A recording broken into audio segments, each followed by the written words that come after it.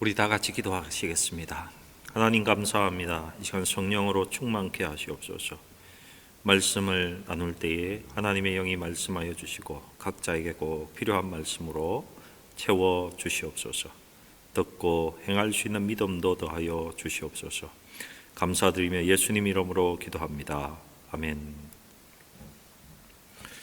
여러분, 오늘 말씀에는 물질에 대해서 두 가지를 말하고 있습니다. 첫 번째는요, 보물을 하늘에 쌓아두는 삶을 살아라고 합니다. 너의 보물을 하늘에 쌓아라. 땅에다가 끌어다 쌓지 말고. 두 번째로, 우리가 보물을 하늘에 쌓아두는 삶에 방해되는 것이 있다고 알려주고 있습니다. 방해가 되는 것이 무엇입니까? 보물을 다 하늘에 쌓아두면 나는 뭐 먹고 사나? 이 땅에서도 먹고 살아야지. 믿지 못하는 것, 불신이 큰 방해 요소입니다. 하나님을 믿지 못하고 말씀을 믿지 못합니다. 여러분, 이것이 불신입니다. 그런데 이렇게 하나님을 믿지 못하고 말씀을 믿지 못하면 그에 따라서 걱정, 근심도 따라옵니다. 믿음이 없음에서 나오는 염려와 걱정, 근심, 이것이 또한 우리에게 큰 방해 요소입니다. 불신으로 인해서 하나님의 말씀대로 우리는 살아가지 못합니다. 먼저 19절 말씀을 보시면요, 너희를 위하여 보물을 땅에 쌓아두지 말라. 거기는 좀과 동록이 해하며 도둑이 구멍을 뚫고 도둑질하느니라. 여러분, 현대의 우리의 삶에서 가장 큰 보물은 무엇이라고 생각하십니까? 여러분에게 있어서 가장 큰 보물이 무엇입니까? 돈이지 않습니까? 그렇지 않습니까? 현대인에게 있어서 돈으로 못할 것이 무엇이 있나 하는 질문이 현대인의 아주 가장 큰 질문입니다. 인간이 소원하고 필요로 하는 모든 것을 구할 수 있고 살 수 있는 것이 돈인데, 여러분, 이보다 더 귀한 보물이 어디 있습니까? 그렇지만 이 본문의 말씀 속에서 돈이 악하다, 돈은 나쁘다, 돈은 저축하지 말라, 돈으로 집 사지 말라, 이런 내용이 기록된 것은 아닙니다. 오늘 19절 말씀에서 주목해야 되는 두 단어가 있습니다. 첫 번째로 주목해야 될 것은 땅입니다. 땅. 너희를 위하여 땅에다가 너희가 소중히 여기는 것, 그것을 끌어모으고 그것을 안고 쌓아놓고 살지 말라는 것입니다. 또 무엇입니까? 하나는 너희를 위하여입니다. 너희를 위해서 땅에다가 끌어다 모으고 살지 말라는 것이죠. 바른 물질관, 성경의 물질관으로 살라고 우리에게 말씀하고 있습니다. 제가 성경을 쭉 보면서 오늘은 성경 속에서 말하는 그 바른 물질관 한 두어 가지만 여러분과 나누려고 합니다. 첫 번째요, 하나님이 주신다는 것입니다. 물질은 하나님이 주십니다. 돈은요, 하나님이 주시는 것입니다.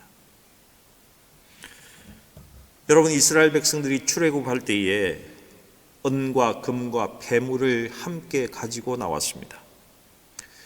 그런데 이 이야기를 모세에게 하나님께서 미리 일러 주셨습니다. 너희가 애굽을 나올 때에 은과 금과 폐물을 아주 많이 가지고 나오게 될 것이다. 이것을 모세에게 일찍이 말씀했다는 것입니다. 그리고는 이스라엘 백성들이요, 시내산에서 하나님으로부터 성경을 받고 보니까 이미 그 말씀을 아브라함에게도, 그의 조상 아브라함에게도 이미 해 놓으셨다는 것입니다. 아브라함이 하나님께서 내가 너희 백성들에게 가나안 땅을 주겠다 이 말씀을 할 때에 아브라함이 하나님 저는 믿을 수 없습니다. 어떻게 그것을 믿습니까? 라고 물었을 때에 하나님께서 이런 대답을 하십니다. 너희 자손이 이방에 객이 되어서 400년을 지내게 될 것이고 하나님이 그 나라를 치게 될 것인데 너희가 하나님께서 친 후에는 큰 재물을 가지고 4대 만에 그 땅을 떠나서 가나안 땅으로 돌아오게 될 것이다. 이렇게 약속의 말씀을 주십니다. 이스라엘이 애굽의 종이 될 것이고 그리고 그 종에서 벗어나기 위해서 하나님은 10가지 재앙을 내리게 될 것이고 그리고 마지막 재앙을 마친 다음에는 너희가 큰 재물을 가지고 큰 물질을 가지고 나오게 될 것이다. 이 말씀을요 이미 그의 조상 아브라함 때에 아브라함에게 벌써 말씀해 놓으셨다는 것입니다. 이 말씀을 제가 쭉 보면서 이것을 깨달았습니다. 아, 재물이라는 것은 하나님이 주시는 것이구나. 하나님께서 약속하신 대로 주시는 것이구나. 우연히 그것이 내게 생기는 것이 아니구나. 이것을 깨닫게 되었다는 것입니다. 하나님은 미리 계획하시고 물질도 우리에게 주신다는 것입니다. 여러분, 재물은요 하나님이 주시는 것입니다. 그리고 두 번째로 우리가 성경적으로 꼭 알아야 될 것은 그렇게 주시는 데는 다 이유가 있다는 것입니다. 주심에는 이유가 있다는 것입니다. 이스라엘 백성들이 애굽을 나오고 나서 광야에서 성막을 짓지 않습니까? 근데 하나님은요 이 세상의 모든 것이 하나님의 것이고 모든 가장 귀한 것도 하나님의 것인 그분께서 하나님의 그것으로 짓지 않으시고 이스라엘 백성들에게 그들이 가진 것을 자원해서 드리도록 이렇게 하십니다. 그리고는 하나님께서는 우리 자신의 가진 것을 바칠 때에 이렇게 약속하십니다. 바칠 때에 너희가 파지 않은 우물을 마시겠고 너희가 짓지 않은 집에서 살게 될 것이고 그리고 너희가 심지 않은 것 많은 것을 거두고 누리는 삶을 살게 된다고 약속하십니다.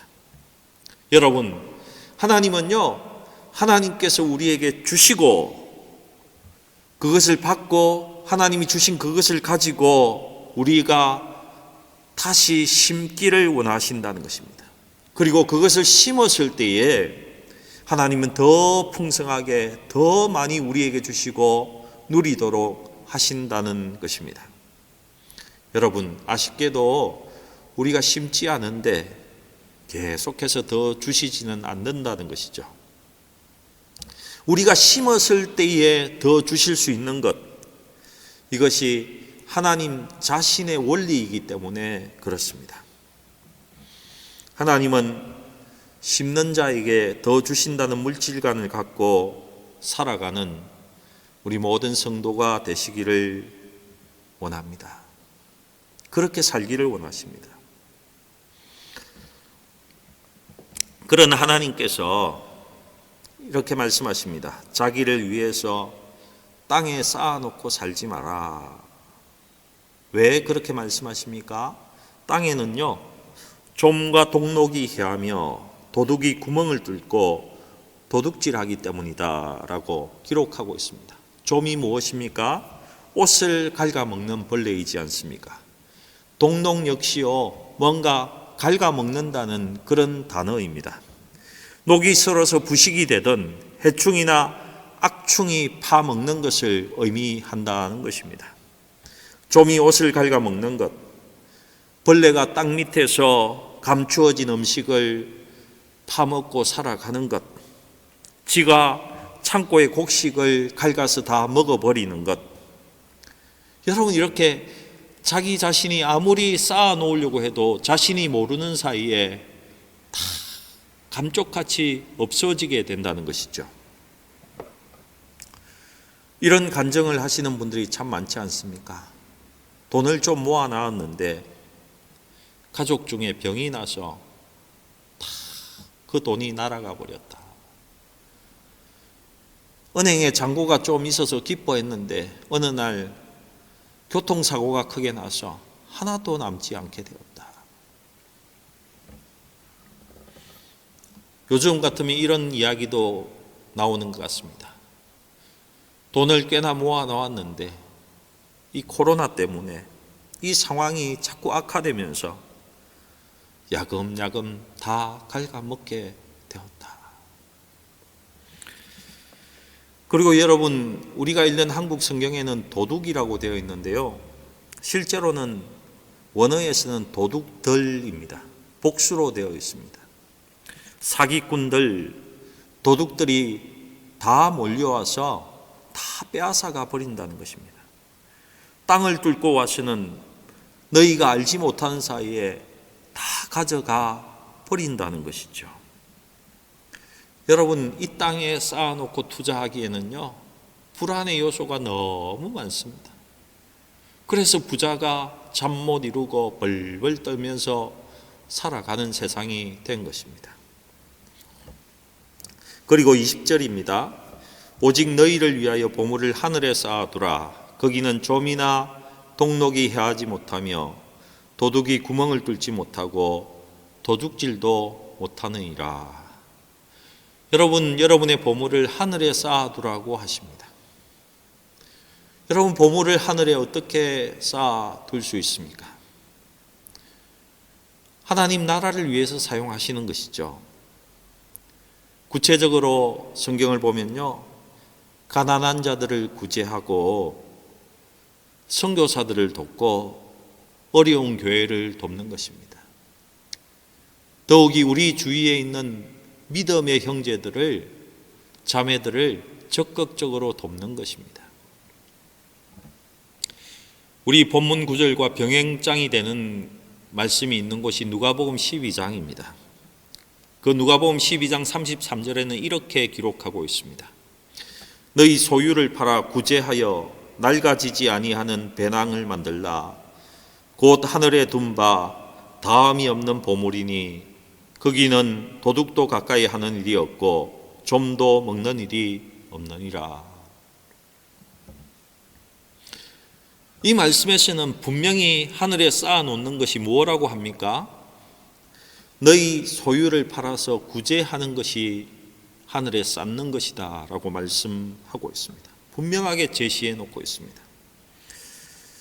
왜 하늘에 우리의 보물을 쌓아두어야 하는가? 그 첫 번째 이유가 오늘 보니까요, 안전하기 때문입니다. 최고로 안전하기 때문에. 하늘에는 좀이나 동록이 없다고 합니다. 갉아먹는 것들이 없대요. 도둑놈들이 없어서 구멍을 뚫고 가져갈 자들도 없다고 합니다. 여러분, 투자했는데 그 투자한 은행이 망하는 일이 절대로 없다고 말씀하고 있습니다. 여러분, 그리고 하늘에 쌓는 것이요, 이자율이 참 좋습니다. 참 좋습니다. 최소 30배입니다. 최고는 100배고요. 중간치가 60배입니다. 하나님 나라에 심었을 때에 거둘 것을 이야기하면서 30배, 60배, 100배라고 성경이 분명히 이야기하고 있습니다. 나의 믿음과 연관이 되었어요. 그 이자율이 결정이 되지만은 최소 30배 거둘 수 있다고 합니다. 여러분, 이 땅에서 장사를 하시는 분들, 기업을 하시는 분들, 이 땅에 무엇인가 일을 해서 30배 이윤을 거둘 수 있는 일이 있습니까? 저보다 더 잘 아실 것입니다. 하늘에 쌓으면 그 중간치가 60배라고 말씀하고 있습니다. 잘 나오면 100배입니다. 그리고 그렇게 받은 것이요, 없어지는 것이 아니라 영원히 간다고 성경은 우리에게 일러주고 있습니다. 여러분, 어디에 쌓고 어디에 투자하시겠습니까? 원금이 없어질 것이 안전성이 100%입니다. 이자율이 30배, 60배, 100배입니다. 여러분, 좀 좋지 않은 것이 있다면요, 지금 당장에 거두지 못해서 거둘 수가 없어서 믿음으로 인내하고 견뎌야 한다는 것입니다. 21절입니다. 내 보물이 있는 그곳에는 내 마음도 있느니라. 돈이 가는 곳에 너의 마음이 있다라고 말씀하십니다. 여러분, 어떤 분이 이렇게 이야기한다고 쳐보십시다. 하나님, 저의 마음은 하나님께 있습니다. 하나님, 저의 마음은 언제나 하나님 나라에 있습니다. 예, 맞습니다. 내 보물도 분명히 하늘에 있습니다. 그렇게 어떤 사람이 이야기하면요, 하나님께서 이렇게 물어보신다는 것입니다. 그렇다면 너는 얼마나 어려운 사람을 돕고 있느냐? 너는 얼마나 선교하고 있느냐? 이렇게 물어보신다는 것입니다.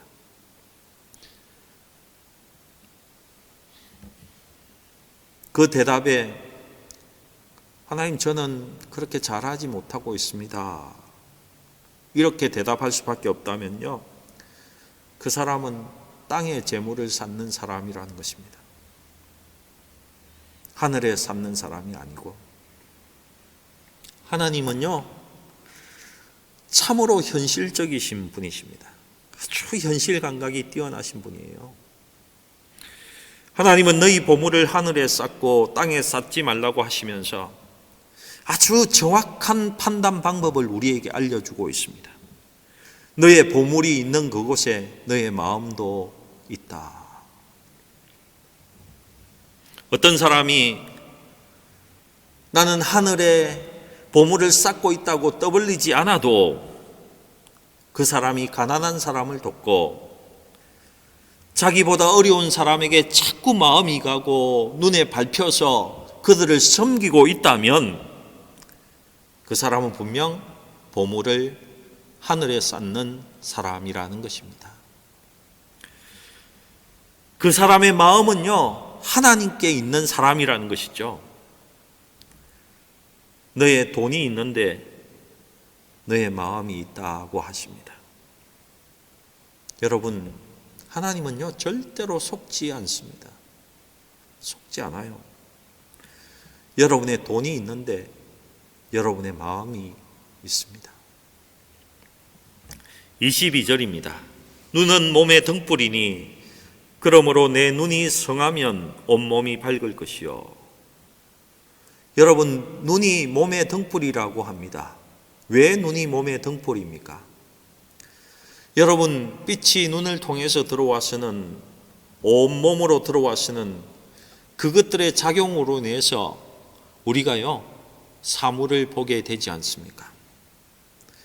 눈이 무엇인가가 잘못되면요, 우리의 눈을 통해서 아무것도 보지 못하게 됩니다. 그래서 눈은 몸의 등불이라고 지금 말하고 있는 것입니다. 그러므로 내 눈이 성하면 온몸이 밝을 것이요. 조금 어렵게 느껴지는 말씀입니다.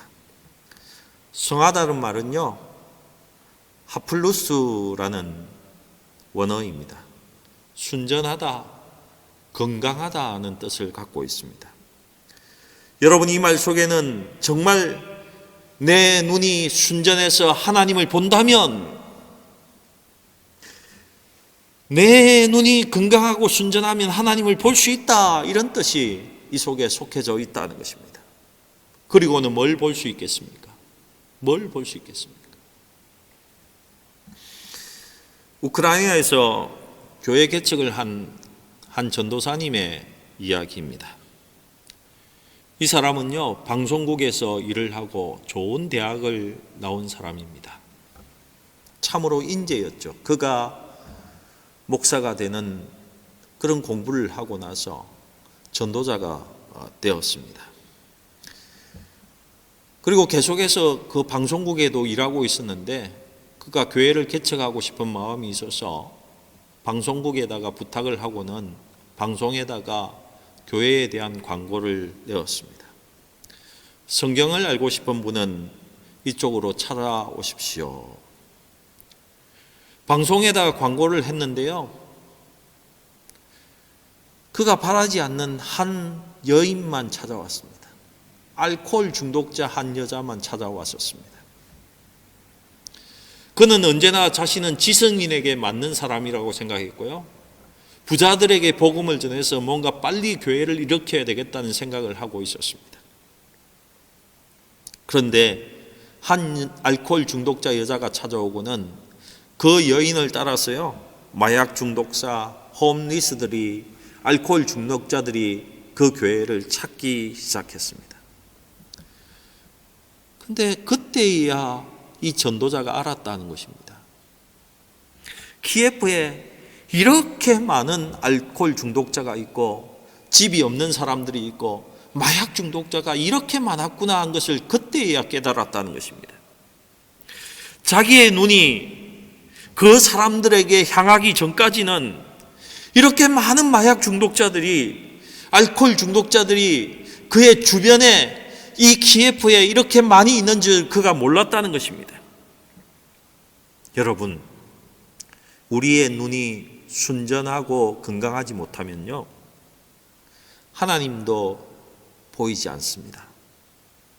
그리고 또 중요한 것은요, 하나님이 보고 계신 것도 우리가 볼 수 없다는 것입니다. 그렇게 되면 온몸도 어둡게 된다라고 성경이 말하고 있는 것이죠. 여러분, 우리 가운데는요, 개인적으로 선교사들을 돕고 목회자들을 돕고 가난한 자들을 구제하는 분들이 많습니다. 조금 더 나은 팁을 하나 더 드리자면 이런 것입니다.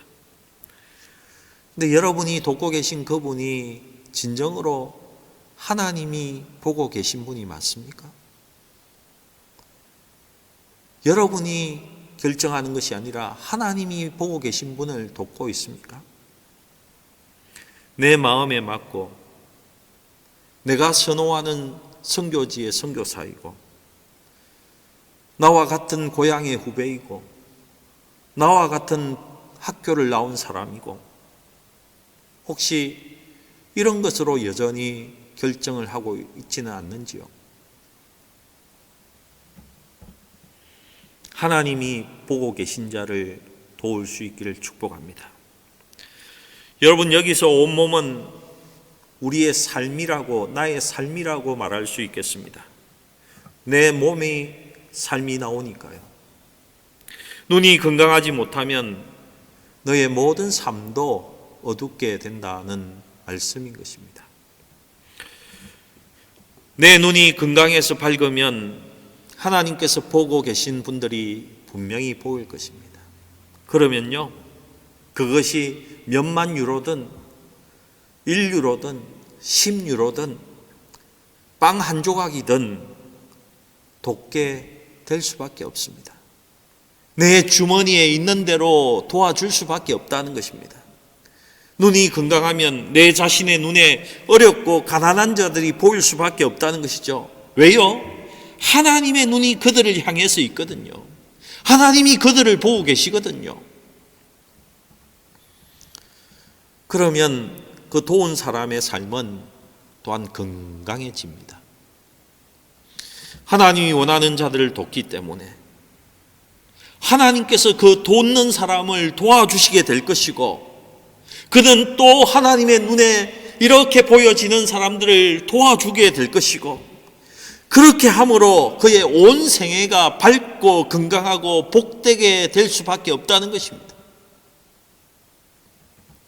여러분, 욥이, 우리의 존경하는 아브라함이 그런 삶을 살았다는 거 여러분 아시죠? 여러분, 욥기 30장에서 33장까지 한번 쭉 읽어보시기 바랍니다. 그곳에는 욥이 그가 어떻게 살았는지 삶에 대한 간증을 욥이 하고 있습니다. 그 속에는 이런 말이 있습니다.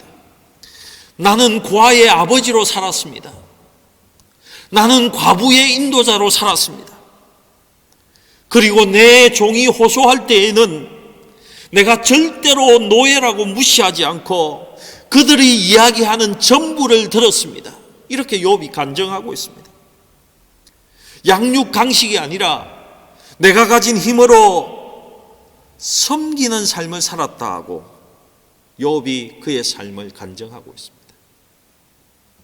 그랬더니 하나님께서 그 욥을 동방에서 가장 큰 부자로 살게 해 주셨다는 것입니다. 여러분, 아브라함도 마찬가지입니다. 하나님께서 아브라함에게 너도 복이 되는 삶을 살라라고 말씀하셨습니다. 그 말씀에 순종해서 아브라함은요, 길 가는 그가 아무것도 모르는 알지 못하는 나그네들 섬기는데 송아지를 잡아서 섬겼습니다. 그리고 떡을 했는데요, 동네 전체가 먹고 남을 만큼 떡을 해서 그 나그네들을 섬기는 것을 볼 수 있습니다. 여러분도 그렇게 섬깁니까? 아브라함처럼? 그렇게 섬기고 살았던 아브라함은요, 하나님께서 큰 복을 주셨습니다. 창세기 24장 1절에는요, 아브라함이 나이가 많아 늙었고 여호와께서 그에게 범사의 복을 주셨더라. 여러분, 범사의 복을 주셨더라. 노후를 하나님께서 보장하셨다는 것입니다. 저도 이 말씀대로 되기를 저는 늘 기도하고 있습니다. 여러분도 범사의 하나님의 축복이 있기를 기도합니다. 그리고요, 아브라함이 죽고 나서 창세기 26장 4절과 5절에는요, 이삭에게 이런 말씀을 합니다. 하늘의 별같이 번성하게 될 것이고 이 모든 땅을 자손에게 주겠고 천하 만민에게 너희가 복의 근원이 될 것이라는 이런 말씀을 하시면서 하나님께서 이런 말을 덧붙이고 있습니다. 그 이유는 너의 아버지 아브라함이 내 말을 순종하고, 이렇게 되어 있습니다. 내 명령과 내 계명과 내 율례와 내 법도를 지켰기 때문에 내가 너에게 축복하는 것이다, 이렇게 말씀하고 있다는 것입니다. 계속해서 그 자손에게까지 하나님께서 아브라함을 보시고 계속해서 복을 부어주시고 계시다는 것입니다. 여러분, 여러분의 자녀가 복을 받기 원하십니까? 이것입니다.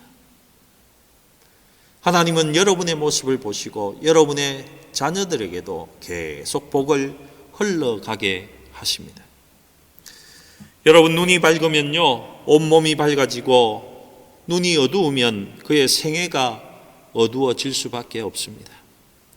여러분의 눈이 밝기를 축복합니다. 여러분의 눈이 밝기를 축복합니다. 그리고 본문 23절 말씀에 보면요, 눈이 나쁘면 온몸이 어두울 것이니 그러므로 내게 있는 빛이 어두우면 그 어두움이 얼마나 더하겠느냐. 여기에 눈이 나쁘면 할 때의 나쁘면이라는 단어는 포메루스인데요, 이 단어는 이 사람이 악하다, 약한 것이 아니고 악하다 할 때 사용되는 단어입니다. 순전하고 건강한 눈의 반대입니다. 시력이 약한 것이 아니라 눈이 악한 것이라는 것입니다. 눈이 사악한 것이라는 것입니다. 사악한 눈이 있습니다. 여러분, 사악한 눈이 어떤 눈인지 아십니까? 가난한 자가 보이지 않는 눈입니다. 자기 편만 보이는 눈입니다. 가난한 자를 도우라고 하니까 이렇게 대답하는 사람들입니다. 내 주변에는 그런 사람이 없는데요. 내 주변에는 내가 섬겨야 되는 사람이 없는데요. 내 편은 없는데요. 내 손님은 없는데요. 이렇게 이야기하는 사람이라는 것입니다. 신명기 15장 9절을 보시면요, 삼가 너는 마음에 악한 생각을 품지 말라. 곧 이러기를 7째 해 면제년이 가까이 왔다 하고 내 궁핍한 형제를 악한 눈으로 바라보며 아무것도 주지 아니하면 그가 너를 여호와께 호소하리니 그것이 내게 죄가 되리라. 이 신명기 15장도 구제에 대한 말씀입니다. 여기에 악한 눈이 나옵니다. 너의 성읍에 너의 이웃 가운데에 가난한 자들에게 손을 움켜쥐지 말고 손을 펴서 도와주라는 말씀이라는 것입니다. 이런 이야기를 하면서 면제년, 7년째 안식년과 50년째 희년을 맞이할 때의 이야기를 덧붙이고 있습니다. 여러분, 면제년이 다가오면요, 땅값이 아주 헐값이 됩니다. 토지는 하나님의 것이기 때문에 안식년이나 희년이 되면 원주인에게 다 돌려주게 되어 있지 않습니까? 그러니까 만약에 내년이 면제년이면요, 그 땅값은 정말 싸다는 것입니다. 헐값이라는 것이죠.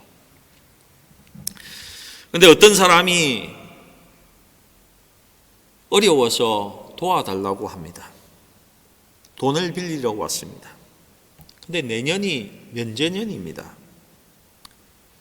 내년이 면제년이기 때문에요, 어떻게 하면 이 빌린 사람이 갚지 못하면은 영원히 못 받게 되는 것입니다.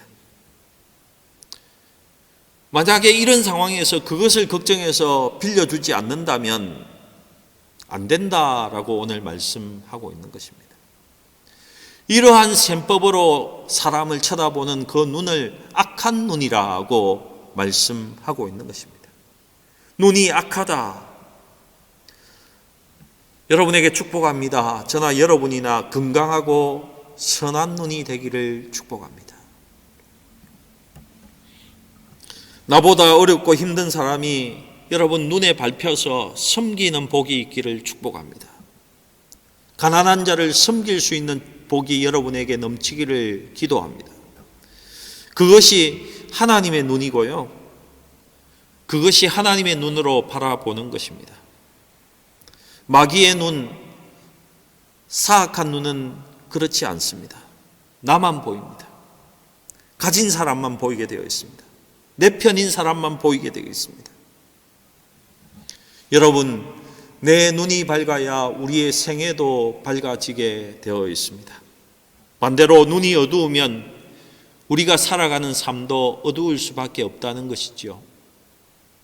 눈이 어두우면요, 예수 믿는데도 그 삶은 이방인과 같은 삶을 살아갈 수밖에 없다는 것입니다.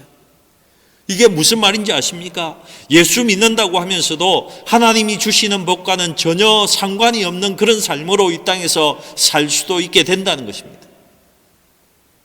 하나님의 자녀인데도 불구하고.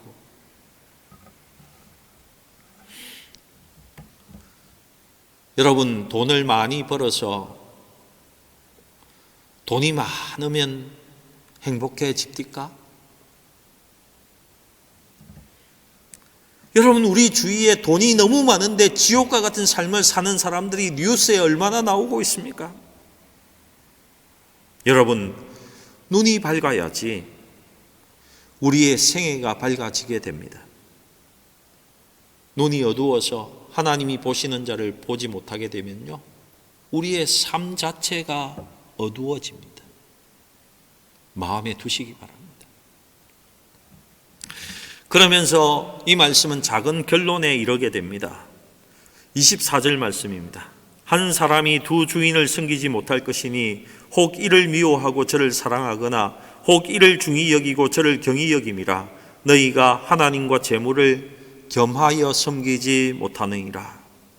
여러분, 한 사람은요, 결코 두 주인을 섬기지 못합니다. 절대로 섬기지 못합니다. 고대 노예가 두 주인을 못 섬기는 것처럼 우리 역시 절대로 두 주인을 섬기면서 살 수 없다는 것입니다. 그래서 성경의 말씀은 너희가 하나님과 재물을 겸하여 섬기지 못한다고 분명히 말씀하고 있는 것입니다. 여러분, 하나님의 요구와 재물의 요구는 다른 것입니다. 하나님은요, 너의 소유를 다 팔아서 하늘에 쌓아두라고 말합니다. 땅에 쌓아두지 말고 하늘에 쌓아두라고 하나님은 계속 말씀하십니다.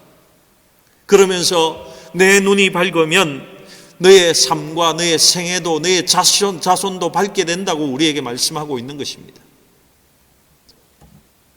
가난한 자를 보고 그 가난한 자를 섬기면 너희 온 생애가, 너희 자손의 생애가 하나님의 복 가운데에 살아가게 된다고 우리에게 하나님은 계속해서 말씀하고 있는 것입니다. 근데 사탄은 그렇게 말하지 않습니다. 인생이 장난이야?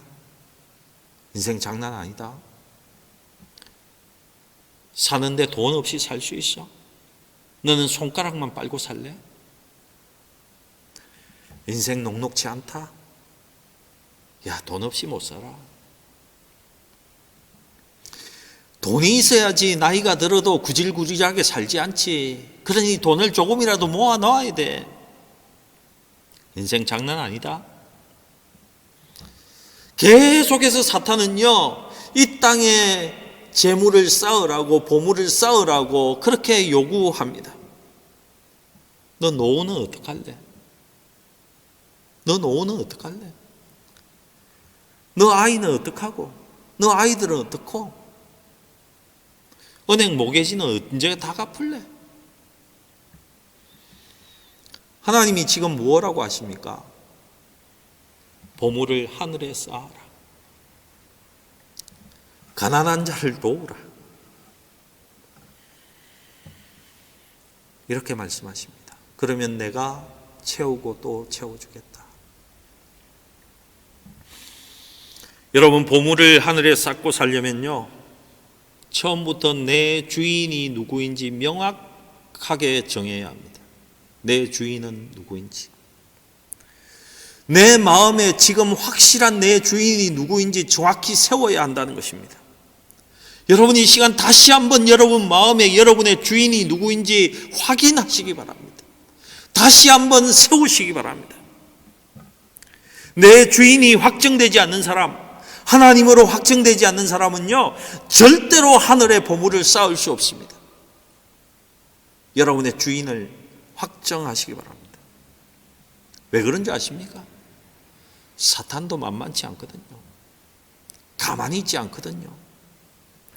계속해서 여러분의 생각 속에 사탄은 사탄의 생각을 밀어넣고 또 밀어넣으려고 한다는 것입니다. 이 땅에 쌓아야지 너가 편하게 살 수 있어. 이 땅에 쌓아 놓아야지 안전하다. 돈 없이 살 수 없어. 계속해서 우리의 생각 속에 쑤셔 넣거든요. 너 인생이 장난인 줄 알아? 너 그렇게 살다가는 쪽박차? 돈 없이 살 수 없다. 계속 집어넣습니다. 주님은 너가 나의 백성이라면 나는 너가 너의 보물을 하늘에 쌓아놓기 원하고 이 땅에 쌓아놓기 원치 않는다라고 말씀합니다. 하늘에 쌓아두면 여러분 건강한 눈을 가지고 하나님이 보고 계신 것, 가난한 자들, 그들을 보고 섬겨야지 우리의 생애 자체가 밝아지고 건강해지고 풍요롭게 된다고 말씀하고 있습니다. 여러분, 오늘 정하시기 바랍니다. 오늘 정하십시오. 하나님을 주인으로 섬길지 사탄을 주인으로 삼고 그 속삭임에 따라서 여러분 재물을 따라 살아갈지 오늘 정하시기 바랍니다. 여러분, 하늘의 보물을 쌓고 싶습니까? 다시 한번 나의 주인은 하나님이심을 이 시간 확고히 정하시기 바랍니다. 그리고 이 말씀을 여러분의 말씀에 삶의 좌우명으로 삼으시기 바랍니다. 그런즉 너희는 먼저 그의 나라와 그의 의를 구하라. 그리하면 이 모든 것을 너희에게 더하시리라. 아멘, 아멘, 아멘. 기도하시겠습니다. 전능하신 하나님 감사합니다. 오늘 성령께서 인도하여 주셔서 하나님 이 말씀에 감동하게 하시고 이제 주인을 정하고 주님이 원하시는 것 바라보면서 하나님이 원하시는 삶, 그래서 하나님께서 채우시고 풍요롭게 하시는 삶을 살아갈 수 있도록 우리 온 성도를 인도하여 주시옵소서. 감사드리며 우리 구주 예수님의 이름으로 기도드리옵나이다. 아멘.